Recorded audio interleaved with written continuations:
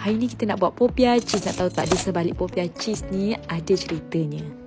Setiap rumah ada ceritanya sendiri dan bagi Eri, dapur inilah tempat lahirnya kenangan yang paling bermakna. Eri masih ingat waktu kecil dulu setiap petang bau harum pisang goreng mami sentiasa mengisi ruang dapur tau. Eri dan adik-adik mesti akan berkumpul dekat dapur dan berebut siapa yang dapat makan dulu. Mami bergelak masa tu sambil cakap, sabar, panas lagi ni, biar sejuk dulu. Tapi selalunya kami semua dah tak tahan dah makan juga walaupun lidah terasa pedih-pedih tau. Bila dah besar ni kita lah pula buat untuk mak ya.